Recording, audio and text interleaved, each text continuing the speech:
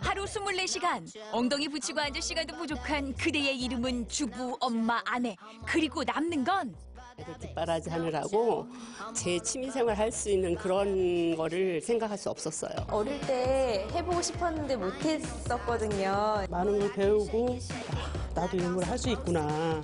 큰 행복을 갖죠. 이팔 청춘의 특권이라는 꿈. 배움의 때가 있다는 말도 이젠 옛말입니다. 꿈을 향한 무한 도전 지금 만나보시죠.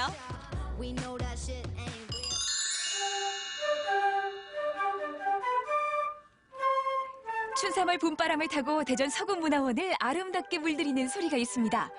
소녀 감성 그대로 플룻을 손에 쥔 이 순간만은 누구 엄마가 아닌 진정한 플루티스트의 모습인데요. 귀가 간지러울 정도예요. 그 악기 끝에 매달린 소리가 봄바람을 달고 온 것처럼 어쩌면 이렇게 소리가 아름다운지.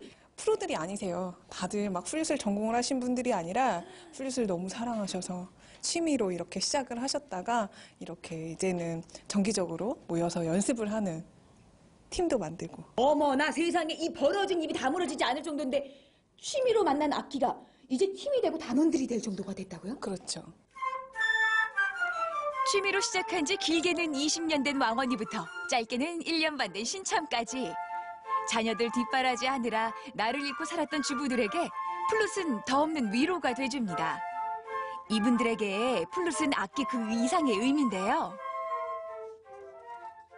아이들 그래 피아노 학원 보내야지, 바이올린 학원 보내야지, 악기 시켜야지 라는 생각은 해도 내가 쉽사리 악기를 붙잡기가 쉽지 않은데요. 네, 음악을 들을 때가 제일 행복했었어요, 사실은. 그래서 나도 듣기만 할 게 아니라 제가 연주를 하면 어떨까. 한번 나도 나를 위해서 한번 투자해보자 생각을 하고 하니까 그제서 하니까 문이 열리면서 그때부터 악기도 이런 악기가 있구나. 악기 소리가 너무 고우니까 예, 음악을 들을 때도 그냥 플룻 소리만 나면은 이제 뭐 더 귀가 쫑긋해지는 거예요.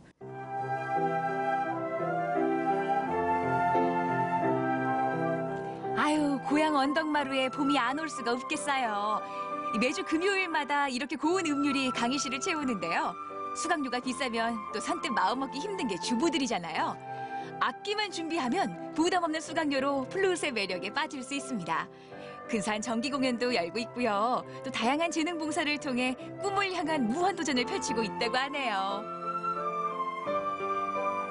그분들이 이 플룻 소리를 듣고 또 거기에 너무 이제 아름답다는 것을 느끼고 또 이렇게 그 귀를 기울이는 그 모습을 봤을 때 이런 활동할 수 있는 게 너무 기쁘다. 그런 생각을 많이 했어요. 처음이시래도 우리 선생님 너무 잘 가르쳐 주시거든요. 오시면 많이 힘이 되시고요. 저희가 많이 도와드릴 테니까 정말 플룻 좋아하시는 분들 많이 오셔가지고요. 저희와 함께 해요. 그러면 남은 여생 너무 행복할 것 같습니다. 이 마음을 춤추게 하는 플룻의 매력에 빠져보세요.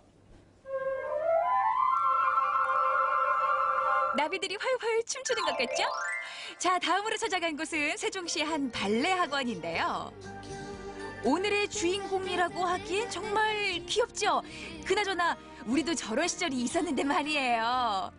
너희들은 누구니?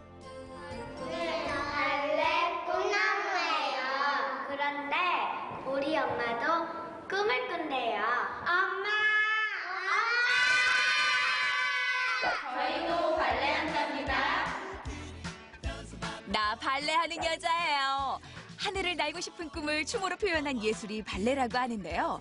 꼿꼿한 허리선과 유연한 곡선, 그리고 손끝이 빚어내는 우아함. 아유, 이 발레는 요게 또 매력이라잖아요. 나 부러워요. 발레리나 씨구나. 아니에요, 발레린 아니에요. 아니 이게 무슨 말씀이세요? 발레 하신다면서요? 취미 발레예요. 시작한 지 5개월밖에 안 됐어요. 어릴 때 해보고 싶었는데 못했었거든요. 근데 나이 들어서 다시 한번 용기를 내서 도전해봤어요. 들지 않고 올라오세요. 평균 연령 40세의 주부들. 대리만족이라고 하나요? 딸 키우는 엄마라면 한 번쯤은 보내게 된다는 발레 학원에 직접 도전장을 내밀었습니다. 저도 한번 따라해봤는데 어쩜 뻣뻣해도 이렇게 뻣뻣할 수가 있어요 그래. 어머 세상에. 아이고 보는 걸로는 너무나 우아했는데 막상 따라하려고 하니까 이게 만만치가 않은 거네요. 네, 저도 처음에는 무서워서 엄두도 못 냈는데요. 이게 막상 하다 보니까 유연해지고 몸이 점점 따라하게 되더라고요. 여러 가지 다른 운동도 많이 해봤지만 좀 너무 힘들어서 사실 조금 기피하는 그런 게 있었거든요. 근데 적당히 힘도 들면서 재밌고 그렇다고 마냥 재밌기만 한 건 아니고 정말 자세 교정이 되다 보니까 이런 통증 같은 게 많이 없어지고 좋아지는 게 느껴졌어요. 사실 40대만 돼도 50견 때문에 고생하는 분들 많으시다고 하는데요. 스트레칭이 그만큼 중요합니다. 요즘 발레 수업은 필라테스 수업까지 이루어지기 때문에 근육 이완에도 최고라고 하네요. 그냥 동경만 하던 발레를 애들만 시키다가 제가 해보니까 자신감을 얻게 되는 것 같아요. 저도 정말 몸치고 되게 내성적인 성격인데 이렇게 나와서 여러분들이랑 같이 이렇게 하니까 자신감도 붙고 더 활력이 생기는 것 같아요. 한 마리 백조를 꿈꾸는 발레리나, 그대의 이름은 똥주부. 잔잔한 클래식 선율에 마음 많은 발레리나 강수진인데 버둥거리는 이 몸은 이수진이네요. 그래도 나름 그럴싸하죠?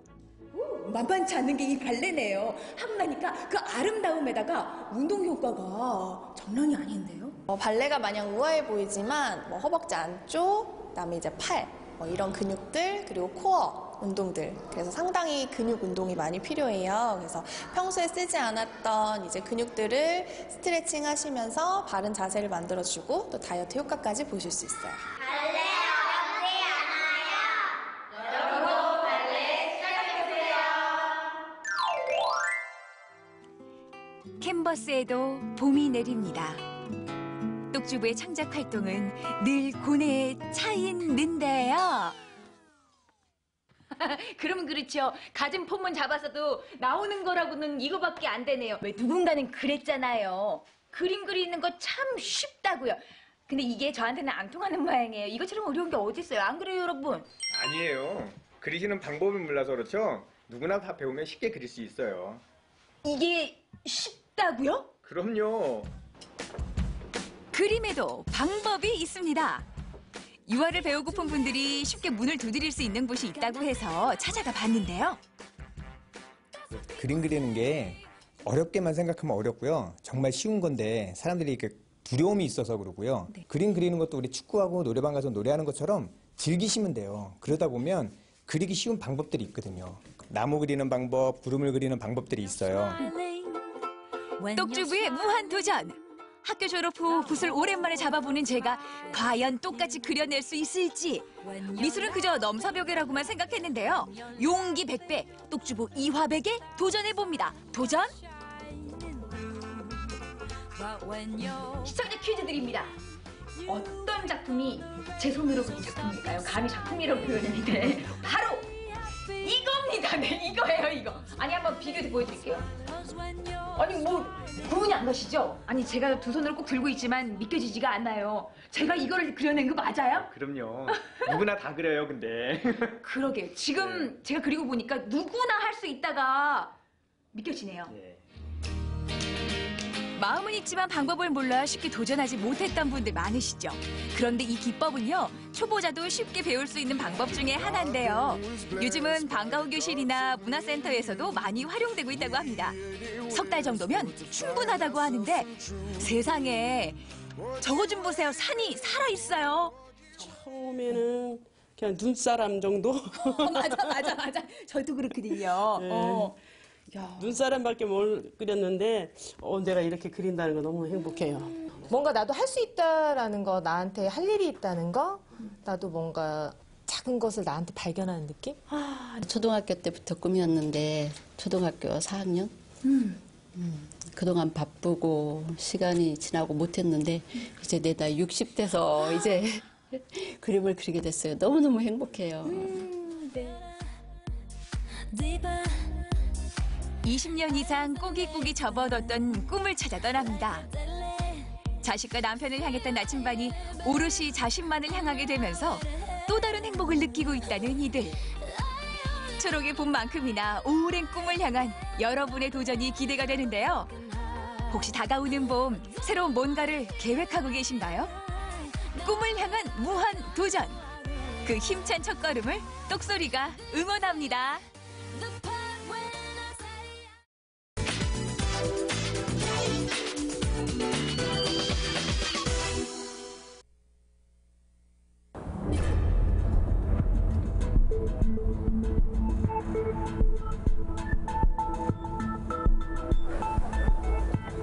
선생님! 잠깐만요. 선생님! 혹시 고무신 작가 맞으세요? 네, 안녕하세요. 고무신 작가 강현숙입니다. 고무신의 화려한 변신이 시작됐습니다. 밋밋한 고무신도 그녀의 손에서 형형색색 작품으로 탄생하는데요. 예술과 감성을 더한 그녀의 고무신 이야기를 들어봅니다. 제가 언뜻 봐서는요. 네. 이 고무신 작가 이해가 안 가거든요. 이해가 안 가시죠? 예. 저랑 함께 가시면 아십니다. 아, 그래요? 가실까요? 빨리 가고 싶어요, 저.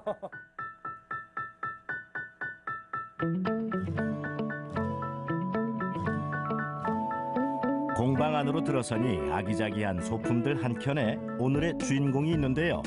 저마다 다른 모습으로 전시된 고무신을 보니 감탄이 절로 나옵니다.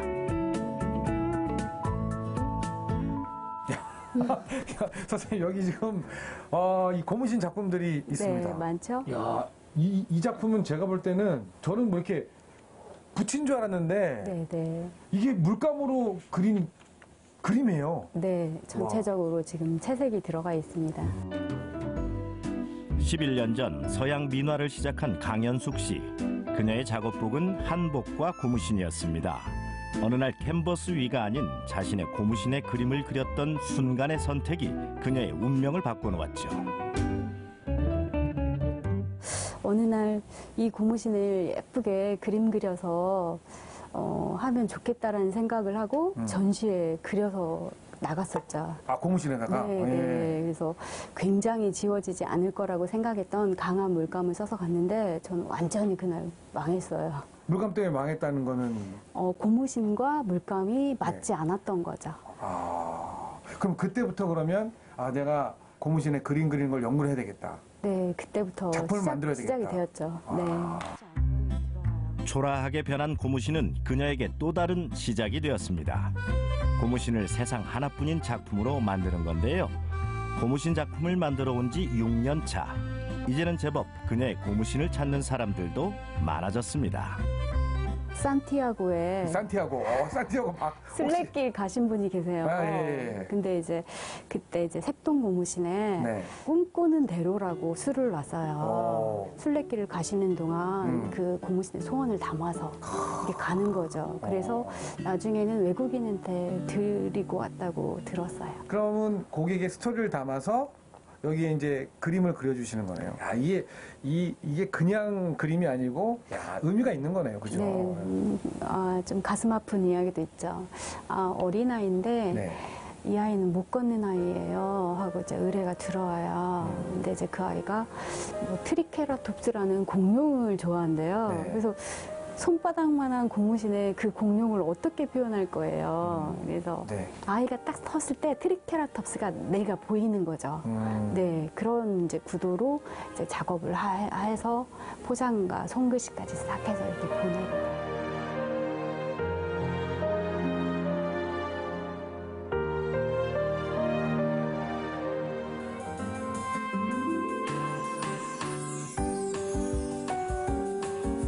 여기저기 한복 입은 사람들로 가득한 전주 한옥마을 경기전. 그녀가 이곳에 온 특별한 이유가 있다는데요.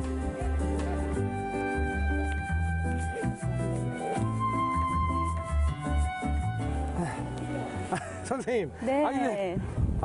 여기 왜 나오신 거예요? 얼마 전에 고무신 날리기 위해서 일본 오키나와 여행을 갔다 왔어요. 그래서 그때 그 기분을 살려서 우리 한옥마을에도 이렇게 고무신을 좀 한복하고 같이 콜라보해서 신으면 좋겠다라고 생각해서 오늘 이렇게 경기전에 오게 됐습니다. 아, 그렇구나.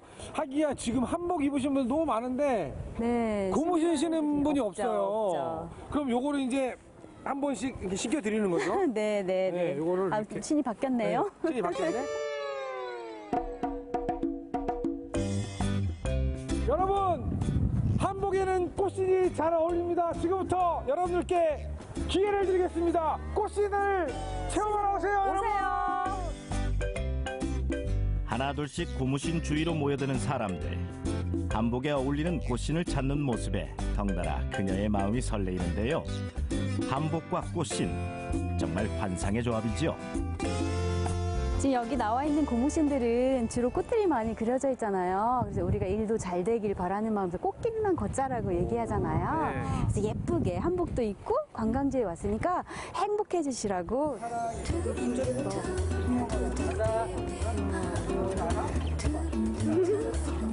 느낌 어떠세요? 진짜 편해요. 어떤 면이?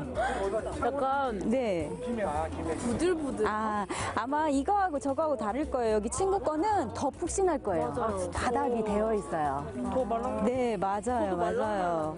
나와보니까 네. 너무들 좋아하세요. 근데 저도 깜짝 놀랐어요. 자주 나와줘야겠는데요? 그래야 될 것 같습니다. 네. 올 이제 제 계획이 고무신 신고 유럽 가자예요. 그곳에서도 작은 이벤트가 생겼으면 좋겠습니다. 고무신을 알리기 위한 그녀의 노력은 비단 꽃신 체험 행사에서 끝나지 않습니다. 이런 작은 카페도 고무신을 알리는 데에는 훌륭한 전시 공간이 되고 있습니다. 선생님, 네. 이거 어디다 놓을까요? 네, 이쪽에 놔주세요. 아, 여기? 네. 알겠습니다. 체험은. 아니 선생님, 근데 살펴보니까요, 곳곳에 고무신이 많아요. 고무신이 많죠? 네. 네. 아니 이제 이 카페 어떻게 이렇게 전시하시게 되신 거예요? 제 작품들이 가끔 여기에 이제 전시가 되어 있긴 한데요. 이제 네. 봄도 되고 해서 제 새로운 작품 고무신도 좀 알릴 겸 해서 전시를 하게 됐습니다. 아, 그렇구나. 하여튼 선생님은 뭐 고무신을 조금이라도 알릴 수 있는 곳만 있으면 어디든지. 네.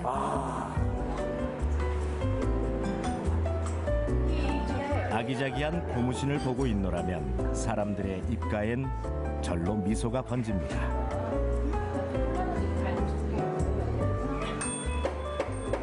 들어오시는 분들마다 고무신에 관심이 많아서 이제 옛날 향수를 느낄 수 있어서 참 좋았다고, 그래서 또 이렇게 사고 싶어 하는 사람들도 있더라고요. 반응은 너무나 좋았어요. 되게 귀엽고 앙증맞고 막내딸이 있는데 하나 사드리고 싶은 그런 마음이 드는데요.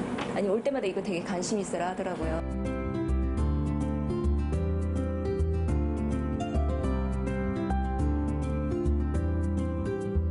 양옆에 두 분은 제자신가요?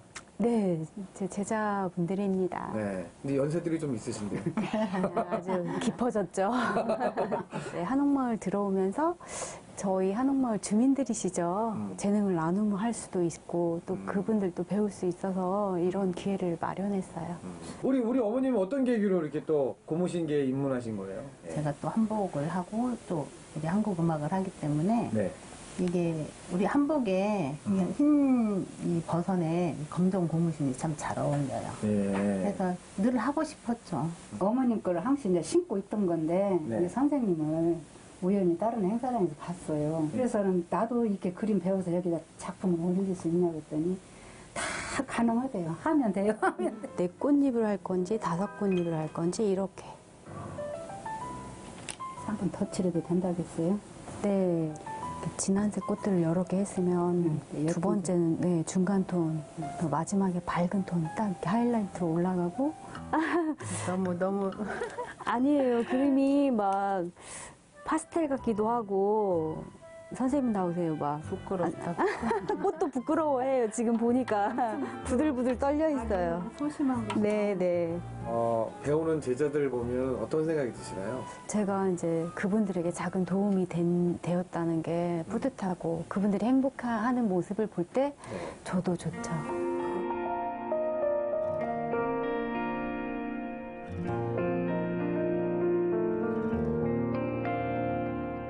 선생님.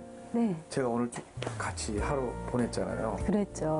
근데 이 고무신에 대한 그 사랑과 열정 이런 걸 느낄 수 있었습니다. 아, 정말이에요? 네, 나에게 있어서 고무신이란 나는 한국 사람입니다.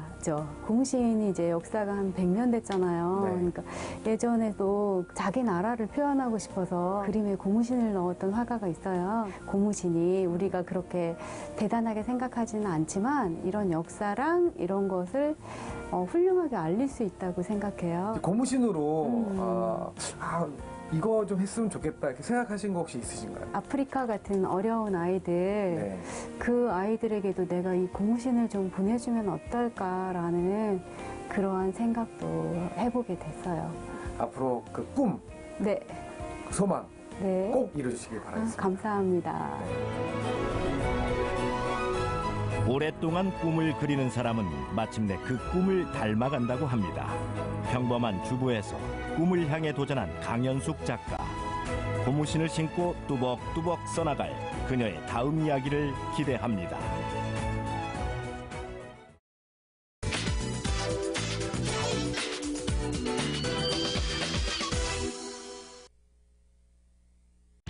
여기 누구보다 열정적인 아줌마들이 있습니다. 나이살이 웬 말이냐? 날씬한 몸에 화끈한 성격으로 아줌마들의 부러움과 질투를 한 몸에 받는 몸짱 아줌마.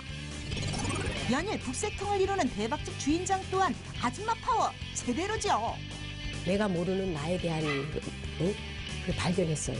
자기와의 싸움에서 이겼다는 느낌? 살 빼려고 시작한 운동으로 인생이 궤도까지 수정했다는 집념의 아이콘. 사람 좋아하는 성격으로 갱년기 우울증 가볍게 극복한 긍정의 힘. 대한민국 아줌마 열전 지금 시작합니다. 새해 결심이 서서히 무너질 무렵 악마의 유혹 따윈 가볍게 물리치고 아침부터 운동에 매진하는 아줌마들 가운데 유난히 눈에 띄는 얼굴보다 더욱 돋보이는 몸매. 오늘의 첫 번째 주인공입니다. 안녕하세요. 몸짱 트레이너 최성원입니다. 살 빼고 건강관리하고자 모인 아줌마들 사이에서 희망의 증거로 불린다는 최정원 씨. 20대의 젊은이들도 힘들다는 머스킨 대회에도 다수 출전한 당당한 40대입니다. 물론 지금의 명성이 하루아침에 이루어진 건 아니죠. 남들보다 늦은 나이에 운동을 시작해 피겨에로빅 전문 강사로 자리매김하기까지 남모를 고충도 많았다 하는데요. 처음에 사실 제가 트레이너 일을 할 때 되게 힘들었던 게 말씀하신 것처럼 나이 때문에 힘들었어요. 다른 분들하고 트레이너 분들하고 거의 한 10살, 11살 차이가 났던 거라서 저를 써주려고 했던 센터도 없었고. 그러나 약점은 호재가 됐습니다. 결혼해서 애들 키우며 시쳇말로 푹 퍼진 아줌마가 몸짱 트레이너로 변신한 사연은 자신감을 심어주는 계기가 된 거죠. 그래서 그 엄마들의 마음을 많이 알고 또 뭐 다이어트 할 때 힘든 점 있잖아요. 그런 것도 많이 알려주고. 저처럼 좀 이렇게 아이를 낳고 출산 경험이 있고 이렇게 몸이 안 좋은 분들이 지금 이 연령대에 우리가 근력을 만들어서 어떻게 운동을 해야지 그 다음에 뭐 갱년기나 이런 걸 견딜 수 있다 이런 것들을 굉장히 잘 꼼꼼하게 짚어주시는 것 같아요. 그러니까 말씀드리지만 와이드 스쿼트는 주둔근이 허벅지 안쪽이에요. 안쪽 올려서 최대한 늘려뒀다가 올라오면서는 엉덩이 꽉 조여주면서 힙. 강사도 회원도 대부분 아줌마들이다 보니 요실금 때문에 운동하다 실수한 일부터 웃지 못할 에피소드도 많았습니다. 하지만 아줌마 마음은 아줌마가 알아주는 거죠. 특별한 분이 아니라 저희처럼 아이 낳고 육아하면서 또 과거에 살도 많이 찌셨는데 혼자 멋지게 살도 빼시고 또 운동도 배우셔서 저희들에게 운동을 좀 멋지게 만들 수 있도록 그 전파를 하시는 분에 있어서 굉장히 저는 개인적으로 제 마음속에 멘토라고 생각합니다. 유정 요즘 먹는 거 너무 줄이면 안 돼요. 갑자기 살 너무 빠지는데 계속 줄이면 더 안 빠지니까 약간 좀 식단을 좀 빵이나 이런 것만 안 먹으면 되니까 단백질 위주로만 먹으면 알겠지? 살을 빼고자 하는 이들에게는 호랑이 강사로, 몸과 마음의 건강이 필요한 이들에게는 살가운 언니처럼 엄마처럼 대한다는 최정원 씨. 나름의 회원관리 비법이라는데요. 바로 아줌마의 내공이죠. 그 회원이 아니라 딸처럼 되게 아껴주고요. 사소한 거에서부터 되게 신경을 많이 써줘요. 가족 같은 분이지. 가족 같은. 네. 물론 말로만 그쳐서는 안 될 일이죠. 본인 스스로도 노력하는 모습을 보여줘야 하는데요. 그런 의미에서 40대 후반을 바라보는 최정원 씨의 다음 목표는 4월에 있을 대회에 출전하는 거랍니다. 몸 예쁘다, 뭐 건강해 보인다라는 말 참 좋은데 사실 저는 그런 말보다는 저런 소리를 듣기 위해서 내가 부끄럽지 않으려면 더 노력을 해야겠다는 생각을 하게 되죠. 그런 그녀의 원동력은 가족입니다. 그럼? 나 이거 샌드위치 먹을래. 더 안 먹을 거야? 초코빵? 이른 나이에 결혼해서 어느덧 장성한 아들이 둘. 내 대회 나가는 거에 대해서 어떻게 생각해, 니네는? 내가 대회 나가는 것처럼 똑같으니까. 진짜? 엄마의 든든한 응원군이죠. 잘하는 게 무슨 말인지 알아? 어디서 막 엄마 뭐 하시냐고 물어볼 때도 되게 자랑스럽게 말할 수 있고 또 좋아하는 일을 하는 게 멋있어 보여요. 그래서 그냥 도전하는 게 진짜 멋있는 것 같아요. 저도 제가 하고 싶은 거 하니까 엄마도 하고 싶은 거 하고. 나 막 감동받았다, 야. 인터뷰 안 한다고 해놓고 요즘 자연스럽게 감동을 주는데? 지연사 화이팅! 아줌마 몸매라고 따로 있나? 누구나 노력하면 누구보다 멋진 몸매, 활기찬 인생 살아갈 수 있다는 걸 몸소 보여주는 아줌마들의 희망. 몸짱 아줌마 최정원 씨의 꿈을 응원합니다. 저는 정말 평범한 그냥 주부였거든요. 본인들이 하고 싶다는 게 있으면 언제든지 도전하시는 게 저는 가능할 거라고 생각합니다. 네, 계속 저는 도전할 거예요. 무술년 새해 대한민국 아줌마들에게 희망을 선물하고 싶다는 오늘의 두 번째 주인공. 안녕하세요. 박윤자입니다. 점심시간 땡치기가 무섭게 손님들 발걸음 이어지기 시작하더니 이내 북새통을 이루는 대박 맛집 칼국수집 주인장이 주인공의 직함이랍니다. 주말에는 그때도 복잡하고 평일은 1시쯤 되면 조금 많더라고요. 일부러 찾아서 와야 하는 주택가 골목 작은 식당이지만 평일 주말 가릴 것 없이 연일 문전성시를 이루는 이유. 비단 칼국수가 맛있어서만은 아니라는데요. 일단 맛있고요. 굉장히 인간적으로 장사하시는 분이에요. 손님들한테 잘하죠. 굉장히 서비스가 좋아요. 손님들 입을 모아 칭찬. 여기 세 분, 여기 세 분, 여기 네 분, 열 분이 한 팀, 한 팀. 바닥이 따뜻해서 좋지. 네. 바닥이. 여기 큰일 났네. 여기 코트 입어야 되겠다. 응? 코트 입어야 되겠어. 추워. 친절하다 못해 오지랖에 이를 만큼 인간미 넘치는 주인장입니다. 아니야, 6분 아니래요. 저리 가실까? 문제가 발생하면 득달같이 달려가죠. 이게 240이요. 240이요? 230 갖다 내 신발 줬으면 좋겠고. 나 똑같은 거는 80이요. 그건데. 저거 그 누가 올 거야 분명히 찾으러. 지금 어디 뭐 가시는 거야? 저는 그 밑에 아니 지금 어디 가시는 거냐? 여기 앞에 꼼꼼 하시려고. 그러면 이 슬리퍼를 신고 가든지 저걸 신고 가든지. 근데 어떻게 찾아요? 아니 전화 온다니까. 거기가 가서 집에 가서 보면 자기 거 아니면 전화 한다니까. 전화 올 확률이 99%야.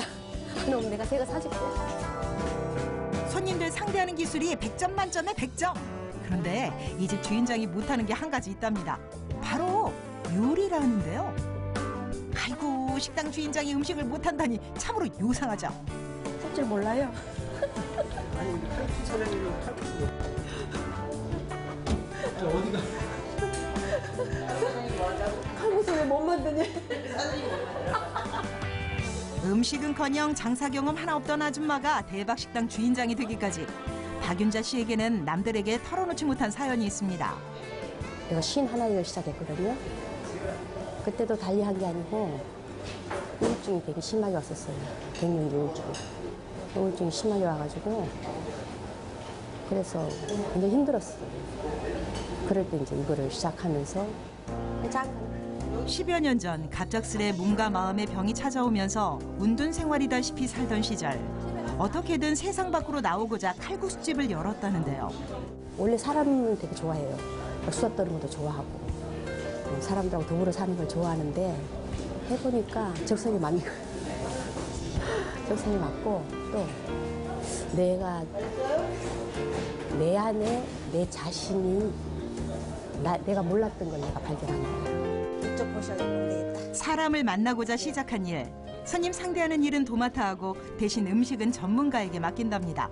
믿음을 바탕으로 한 철저한 분업이죠. 선생님은 여기서 얼마나 일하셨어요? 6년 했어요. 되게 오래 일하신 거 아니에요? 다른 데에 비하면? 아, 그렇죠. 딴 데 비하면 오래 하고 또 여기가 또 편하고 또 마음도 다 편해요. 사장님도 너무 좋으시고 그러니까 예, 이게 직원들한테도 너무 잘해주시고 예, 예. 정말로? 아, 그럼요. 정말이에요. 한 차례 점심 손님들이 빠져나가고 조금은 한가로운 오후 시간. 점심시간 끝나고 지금 이제 조금 한가해졌어요. 그래서 이제 운동을 하러 가려고요. 식당 위층에 마련한 운동 공간을 찾는데요. 워낙에 식당 일이 바쁘다 보니 이렇게 집안에 도구를 마련해두고 틈틈이 운동을 한답니다. 매일 하시는 거예요? 거의 매일 한다고 봐야죠. 특별한 일 없나. 사실 박윤자 씨가 우울증을 겪은 데는 50대 초반했던 골반 수술 후유증이 컸습니다. 하루아침에 거동이 불편해졌으니 우울할 수밖에요. 박윤자 씨에게 운동은 칼국수집과 더불어 삶의 활력이랍니다. 내가 건강하고 행복하면 웃잖아요. 근데 아프면 웃어도 웃는 게 아니에요. 그런 게 손님들은 더 잘하신다고. 다시금 제 발로 걸으며 웃음을 되찾자 몸 아픈 이들이 눈에 들어왔다는 박윤자 씨. 건강이 만들어낸 기적은 놀라운 거죠. 내가 갖고도 차고 넘쳐서 남에게 나눠줄 수 있을 정도니까요. 나이 좀 들었다고 나이가 이랬으니까 안 되지 이런 생각 하지 말고 그래도 지금 뭐 100세 시대를 하잖아요. 그러니까 끊임없이 뭔가를 자기 일을 찾아서 하는 게 돈도 돈이지만 어떤 사람의 그 본인에 대한 그 활력소가 된 내 자신에 대한 그런 뿌듯함이 있죠. 무술년 계획, 다들 선입견 편견부터 버리라고 하죠. 아줌마라는 편견을 버리고 활력 있는 인생을 살아가는 대한민국 아줌마들 파이팅입니다.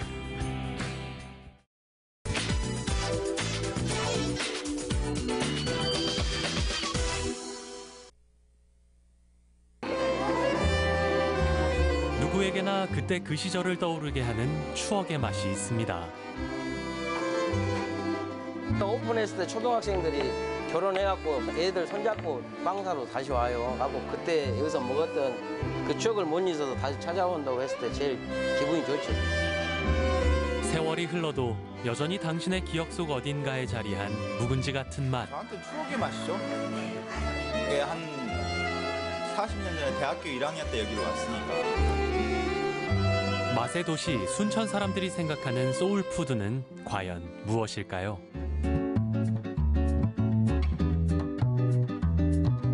순천의 한 대학교 앞 골목, 대학가 맛집으로 소문난 이곳의 대표 메뉴는요. 직장인들의 대표 점심 메뉴 김치찌개. 알만한 사람은 다 알고 안 와본 사람은 있어도 한 번만 온 사람은 없다는 대학가 맛집. 입맛 까다롭기로 소문자자한 우리 베테랑 주부님들도 찾아올 정도니 그 맛이 어느 정도인지 짐작이 가시죠? 몇 가지 안 나와도 다 맛있습니다. 뭐 이것만 먹어도 먹고 살거든요. 요즘에 뭐 가성비 하는데 여기가 가성비 최고가 아닌가 싶어요. 착한 가격 맛집 타이틀을 얻은 이곳 김치찌개의 가격은 공깃밥 포함 단돈 6,000원. 주인장의 정성과 인심은 덤입니다. 이 장사를 하면은 우리 애들 새끼들 먹이로 밥도 많이 주고 배부르게 밥 먹여주고 그런 것만 했거든요. 근데 그새 30년이 넘어버렸어. 문을 연 지 올해로 33년. 청년이 중년이 되고도 남을 세월이죠. 뭐 드세요? 김치? 네. 20살 시절 친구들과 함께 먹던 그 맛이 그리워 군대에서 휴가 나온 아들과 함께 식당을 찾았다는 이분. 이젠 가족의 맛집이 됐군요. 엄마가 어렸을 때부터 이제 아빠랑 연애할 때부터 왔다고 해가지고 와서 한번 먹어봤는데 사장님도 착하시고 김치찌개도 맛있어가지고 자주 찾게 되고. 갓 지은 밥을 고봉으로 퍼주는 것을 철칙처럼 지켜온 밥집. 반찬들 역시 주인장이 직접 장을 봐 만들었습니다. 덕분에 인심 좋은 맛집으로 기억될 수 있었죠. 맨날 추가해서 먹고 육수도 부어 먹고 라면 사리 넣어서 먹고 그랬던 것 같아요. 그래도 뭐 대학 동기들이랑 여기 앉아가지고 뭐 소주 마시고 이야기하고 이게 그러다 보니 저한테는 뭐 이게 맛있다 맛없다 이걸 다 떠나서 그냥 추억의 맛이죠. 대학교 1학년 때 먹었던. 오늘도 그 추억의 맛을 찾아준 단골 손님들. 식당이 오랫동안 한 자리를 지킬 수 있었던 이유입니다. 아파트가 밀집한 순천의 한 동네. 이곳에 오래된 빵집이 있습니다. 프랜차이즈 빵집의 홍수 속에서도 꿋꿋이 살아남은 의지의 동네 빵집이죠. 그곳의 주인장은 총 3분. 처음엔 형님과 아우로 출발해 이제는 아들이자 조카가 함께하는 가족 빵집입니다. 전남 최초의 제과제빵 기능장이었던 큰형과 동생이 순천에 처음 터를 잡은 건 지금으로부터 25년 전. 한 아이가 듬직한 청년으로 성장했을 그 세월 동안 오롯이 한 자리를 지켜왔죠. 제가 여기 사장 20대부터 왔죠? 뭐 젊었을 때부터 왔죠? 그랬던 것 같아요. 예, 어릴 때부터 왔던 것 같아요. 하루에도 수차례 구워낸다는 빵들. 그 신선한 맛이 손님들을 불러들입니다.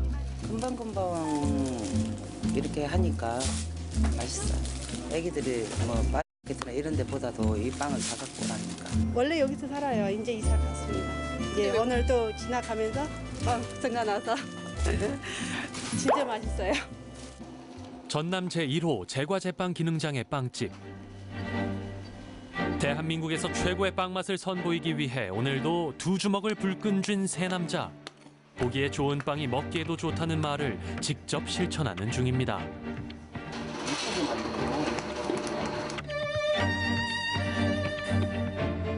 같은 제과인들이라도 이 재료 써가지고 남는 게 있냐라는 소리가 오거든요. 근데 형님이나 나는 아직까지 주판 엎어놓고 장사했지 주판 튕겨가면서 장사한 적은 없어요.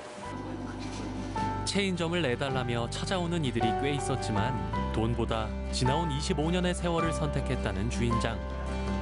늘 새로운 빵을 고민하고 연구하게 하는 가장 큰 동력은 역시 빵 맛을 기억해주는 단골들입니다. 보통 손님들이 다시 되찾아줄 때 가장 좋지. 근데 막 특별하게 다 이렇게 소중하지만은 그렇게 한 20년 동안, 30년 동안 대준 25년, 25년 동안 와준 그 손님들이 가장 기억 남죠. 네, 감사합니다. 좋은 하루 되십시오. 순천의 이름을 걸고 한 길을 걸어온 든든한 동네 빵집. 지난해 가을엔 이대 사장을 중심으로 2호점을 열었습니다. 모두 단골 손님들이 있었기에 가능한 일이었죠. 응원을 해주세요. 2대째 운영하는 거 요즘에는 이제 빵집이 사라지고 있는 추세잖아요. 프랜차이즈 빵집에 밀려가지고. 근데 꿋꿋이 해줘서 그러니까 맛있는 빵을 만들어줘라. 재료 속이지 않고 맛있는 빵집을 만들어줘라 하고 저희한테 또 부탁을 하시는 분도 많으세요. 어둠이 내려앉은 순천의 원도심. 이 시간이 되면 더 활기가 넘치는 골목이 있는데요. 바로 순천의 대표 먹자 골목. 40여 년 전통을 자랑하는 추억의 맛 곱창 골목입니다. 일티를 갔다 오거나 또 비 오는 날이면 반드시 곱창이 생각나니까 친구들끼리 모여서 야 곱창 한잔 하자. 곱창에 소주 한잔 하자. 곱창의 소주가 남자들만이 기억하는 추억의 맛이라 생각한다면 오산.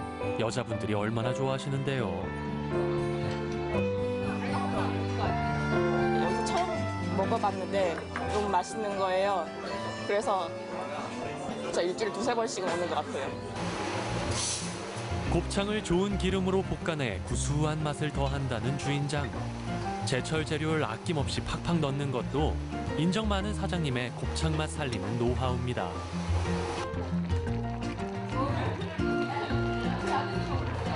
손님들이 그걸 느끼고 찾아와 주시니까 고마워 따름이죠. 근데 지금 40년을 먹어도 지금도 실증이 안 난 거 이 곱창이. 그 맛에 이끌려 이제 온 가족이 총출동. 아이들의 입맛까지 사로잡은 그 시절 추억의 맛. 친구들을 만날 때면 늘 찾게 되는 맛이죠. 지금도 또 곱창하면 옛날 추억 생각나고 해서 애기들 만나면 명절 때도 오면 곱창이나 소주 한잔 한다.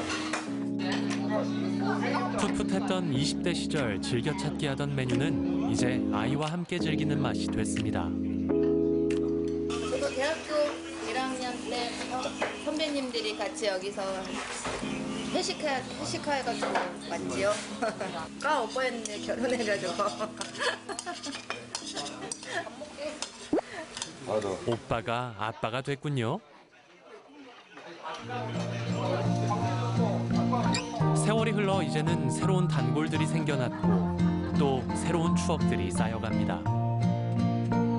또 여기에 소주 한잔 하는 게 딱 학교 점심시간에 나와가지고 지친 오후 수업을 위해. 나중에는 과연 누구와 함께 추억을 만들게 될까요? 곱창 전구를 싹싹 비우고도 부족하다 싶을 땐 각종 채소와 김으로 포장한 비빔밥으로 마무리. 이 맛에 또 한 번 찾게 되는 추억의 맛집입니다. 그 손님들하고는 친구 같아 이제는. 오면은 반갑고 안 오면 오랜만에 왔냐 그러고 말해주고 서로 간에 그냥 아주 가족같이 그래야 이제 어우러져서 그러고 지내고 있죠. 오래된 골목이 있습니다. 정성을 들인 맛이 있습니다. 그리고 그곳엔 당신의 추억이 있습니다. 오래되어 좋고 떠올릴 수 있는 기억이 있어 더 좋은 그곳. 당신의 추억 속 소울푸드는 무엇입니까?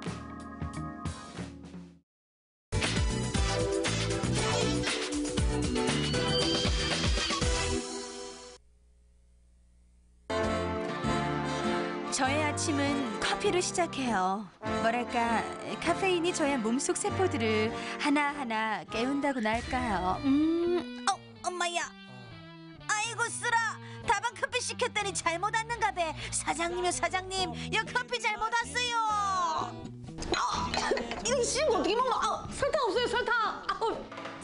커피를 1도 모르던 남미가 남미 커피의 매력에 빠지다. 삼바, 따봉, 뜨거운 정열의 맛, 매혹적인 삼바의 향기. 사장님, 남미 커피 한 잔 주세요.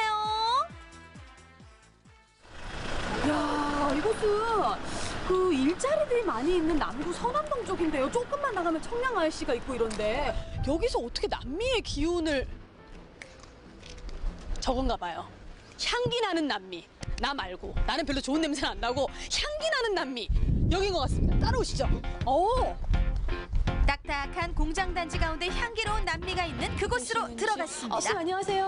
안녕하세요. 예, 제가 이남미입니다. 혹시 남미와 관련이 있으신 분인가요? 잘 오셨습니다. 정확하게 잘 찾아오셨어요. 여기가 어떤 곳인지? 여기가 중남미 네. 커피 전문점입니다. 전 이남미. 오늘 온 곳이 바로 중남미 커피 전문점이군요. 이곳은 국내에서 거의 유일하게 중남미 커피를 맛볼 수 있는 카페인데요. 사장님이 직접 중남미에서 원두를 공수해 온다는군요. 자, 이 안쪽으로 원두를 어서 오세요. 만날 수 있나요? 아, 와, 친구들처럼 이름이 다 붙어 있네요. 아는 이름이 몇 개 보이긴 하네요, 선생님. 케냐, AA. 요거는 이제 많이 들으셨을 거예요. 근데 왜 AA인지는 저도 몰라요. A 플러스보다 더 좋은 건가? 그리고 그래요, 선생님? 예. 최고급. 맞췄어. 그리고 과테말라, 온두라스. 뭐 요 정도는 다 들어봤는데. 우와. 풋풋한 냄새가 나죠. 생도에서는 그 커피 냄새가 안 나요. 김치 냄새가 나는. 아, 원래 커피 냄새가 안 나는 예, 거예요? 안 나죠. 그럼 이게 원두마다도 향이 다른 겁니까? 다 달라요. 냄새는 토종이지만 이래봬도 중남미와 아프리카, 아시아 각국에서 물 건너온 생두입니다. 아니 그렇다면 우리 선생님께서 가장 아끼는 원두 이 중에 있으실 것 같아요. 가장 아끼는 거는 뭐 비싼 거겠죠. 사실 어느 게 제일 비쌉니까? 현재는 자메이카 블루 마운틴이 제일 비싸요. 와, 저희가 대충 가격을 한번 여쭤봐도 될까요? 자메이카에서 넘어오는 오. 15kg짜리 통이에요. 네. 근데 저게 한 통에 200만 원이 넘어가요. 자메이카 블루 마운틴은 특정 자연에서만 품종을 구할 수 있어 가격이 높게 책정돼 있는데요. 20년 전 세계 커피 품평회에서 1등을 차지하면서 아직도 최고의 이게 티피카 커피죠. 품종입니다. 같은 품종이라도 나라가 다 바뀌면 환경이 바뀌잖아요. 블루 마운틴 이 티피카 품종을 파푸아 뉴기니아에서 마라와카 지역에서 모종을 가져다가 재배에 성공을 했어요. 그래서 우리도 블루 마운틴이다 주장을 해서 이제 그럼 지역을 넣자. 그래서 그거는 마라와카 블루 마운틴. 그다음 카메룬에도 자기들이 가져가서 재배를 해서 카메룬 블루 마운틴이 있어요. 예를 들면 우리 사과로 친다면 그러니까 같은 부사라도 예. 청송 얼음골 부사, 밀양 얼음골 부사가 다른 것처럼 당도와 수분이 다른 것처럼 커피도 농산물이에요. 그리고 같은 지역이라도 농부님의 정성에 따라서 그쵸. 또 맛이 달라질 수가 있어요. 야, 이게 사과로 설명을 해주시니까 되게 쉽고 커피가 멀지 않고 친숙하게 또 느껴지네요. 이곳에 오면 사장님의 재밌는 커피 이야기도 들을 수 있습니다. 그야말로 커피를 사랑하는 사장님은 커피쟁이, 알고 보면 그는 풍각쟁이라는데요. 대학에서 성악을 전공하고 네. 부산 시립합창단에 한 5년 근무를 했죠. 원래 성악을 전공했던 사장님은 어릴 적 커피를 좋아하던 아버지의 영향으로 커피를 좋아하게 됐고 카페까지 차리게 됐지요. 주변의 음악인들을 카페로 초청해 작은 공연도 열고 커피 시음회도 열고 있습니다.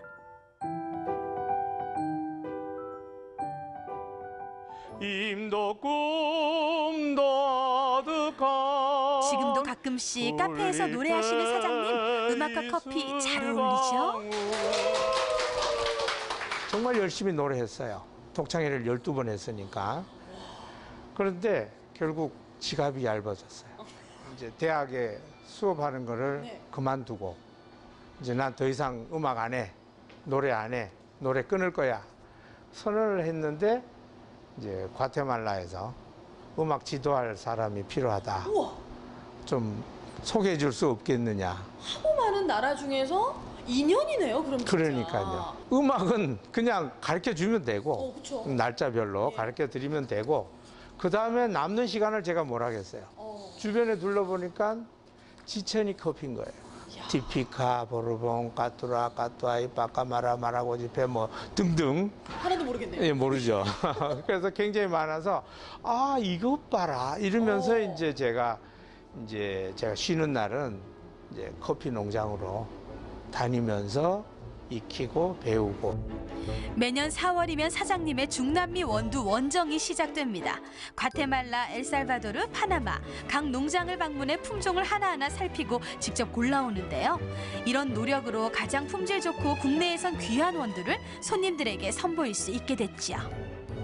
품종이 다양하고 품종이 다양하다 보니까 맛이 다양하다 보니까 많은 사람들이 선택의 폭이 넓어지는 거예요. 근데 전 선생님 사실 좀 촌스러워가지고 커피 먹으면 막 심장 빨리 뛰고 잠 못 자고 속 쓰리는 이런 사람이거든요. 그러면 연하게 다른 거 넣지 말고 요 커피 원두를 아주 숭늉처럼 연하게 드시기 시작을 하면 이제 많이 좋아져요. 아니 그 원두에서 숭늉 맛이 나요, 선생님? 나요. 어디서 구수한 향이 난다 했더니 원두를 볶고 계셨는데요. 원두의 양에 따라 다르지만 이곳에선 170도 온도에서 9분에서 13분 정도 볶는다고 합니다. 그러면 향미가 제일 좋고 신맛이 덜하다고 하네요. 지금 원두가 튀는 거 보이시나요? 로스팅 과정에서 총 2번 원두가 튀는데요. 원두가 튀는 정도에 따라 커피 맛이 좌우됩니다. 원두를 볶고 난 후에는 바로 식혀줘야 쓴맛이 약해진다는데요. 눈으로 보기만 해도 은은한 향이 전해지지 않나요? 이곳은 드립 커피를 내리는 중이라고 합니다. 원두 구경 실컷 했으니 커피 맛 좀 볼까요? 커피 농도는 손님의 취향에 맞게 선택이 가능한데요. 사장님, 저는 쓰지 않게 연하게 해주세요.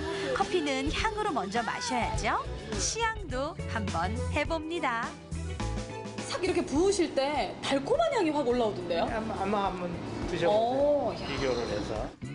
커피를 마시지 못하는 저를 위해 최대한 연하게 커피를 내리시는 중인데요. 커피잔에 따뜻한 물을 부어 예열해주는 꼼꼼함도 너무 좋았습니다. 볶은 거예요. 30분 전에 볶은 거예요. 그 가장 유명하다는 30분 전에 갓 볶은 자메이카 블루 마운틴. 안 쓰네요. 이 넘어가고 나서의 남아있는 목 넘김이 되게 부드럽고 좋은 사람 만난 것처럼 그윽함이 좀 남아있다. 이런 느낌이 드네요. 커피의 세계가 이런 거군요. 또 다른 커피를 선생님 또 맛볼 수 있나요? 요거는 갓 볶은 거라면 자메이카 블루 마운틴 한 열흘 정도 지난 거. 이제 숙성될 대로 숙성되는 이제 잘 익은 김치. 열흘 정도 숙성된 자메이카 블루 마운틴의 맛은 어떨까요? 자세히 보시면 커피 가장자리에 기름처럼 보이는 게 안개라고 불리는데요. 안개가 보일수록 좋은 커피입니다. 선생님, 저는 이 겉절이에 저는 오히려 왜냐하면 제가 커피를 또 잘 못 마시니까 오히려 갓 로스팅된 커피가 연하면서도 그윽한데 이 친구는 갓 볶은 것보다 조금 자극적인 것 같아요. 느낌에. 그래서 저는 이제 다 커피가 개인차지만 갓 볶은 블루 마운틴 한 표 던집니다. 이번엔 남미 지역의 커피를 맛보겠습니다. 파나마 고지대에서 재배되는 게이샤라는 품종인데요. 게이샤는 신이 내린 커피라 불리며 세계 5대 커피 중에 하나로 손꼽히죠. 근데 이 게이샤가 세상에 알려지기는 이제 에스메랄다라는 농장에 독일인 농장주가 이제 이거를 요것만 따가지고 로스팅을 해서 마셔보니까 너무 좋은 거예요. 그래서 세계 커피 품평회에 내서 일생에 한 번 우승하는 것도 어려운데 네, 그렇죠. 가문의 영광인데 3년 내리 우승을 한 거예요. 게이샤가. 3년 연속 우승에 빛나는 게이샤. 넌 어떤 맛이니? 제가 느끼기엔 하나도 안 쓰고요. 게이샤는 아예 뭔가 전혀 다른 맛이 나는 것 같아요. 홍차 같은 커피? 네, 그러니까요. 약간 그 얼그레이나 뭐 이런 허브티라든지 혹은 그냥 우리가 알고 있는 홍차 맛을 커피에 조금 가미시킨 맛인데 느껴보지 못한 맛 같다고 해야 되나? 이런저런 힘든 것이 있지만 그래도 감사한 게 걱정거리가 있어서 감사하고 어쩌다 한 번씩 정말 반가운 분들이 커피 때문에 찾아와서 만나게 되는 그 행복은 무엇과도 바꿀 수가 없죠. 커피 맛도 모르는 저지만 커피에 담긴 사장님의 진심은 잘 알겠더라고요. 오늘 남미는 남미 커피 한 잔이 주는 행복을 맛보았습니다.